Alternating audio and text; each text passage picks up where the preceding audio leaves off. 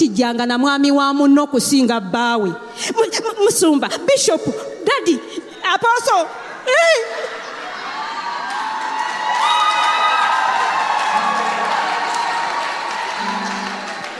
Mabega w'omusajja ow'amaanyi wabeerayo omukazi ow'amaanyi.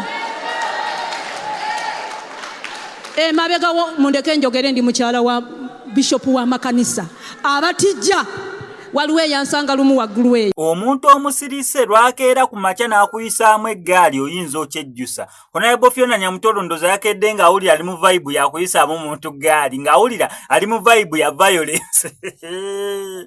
Omuntu ayinza obbeerawo nga mulaba SMX akola stories etalumba, SMX akola kineeno talina gwakyankalanya kwegamba nga buli kimu kiri magida. Naye SMX olwendikeera ku makya n'empisaamu mu bantu eggaali bajja kwewuunya bagambe ddala kituufu SMX yampisizaamu eggaali, ddala kituufu SMX waffe gwe tumanyi. Kati ekimu ne Honorable Phiona Nyamutoro. Kati Honorable Phiona Nyamutoro ekyamutuuziza mu saawundi eyo amazima wetaba violence nakwagala kuyisa mu bantu ggaali kyekyaki? Sound eyo ngera kuddamu njikuzanyire bulungi nnyo, naye mukazi wattu omanyi mulimu omuntu agenda n'atuula mu sound ddala nga yakigendererwa n'ogamba ono omuntu atatyakola bu challenge kale ne wabeera ng'akola challenge atyakola ziri eri kyekimuleesemu eno sound n'okufumiitirizaamu kaawo. Abo analysis ne tujjayo ebitabo ne tutandika okugattagatta nga we tugabiza ogenda okulaba A+1 nga tufunyeyo ensonga zaffe faawo nga tugamba mwana wattu mwana wawala akeredde mu violence mood ko ye katuyiseemu eggaali akatambi keeka naye nga sinabeeranga kutera kusaba subscribe.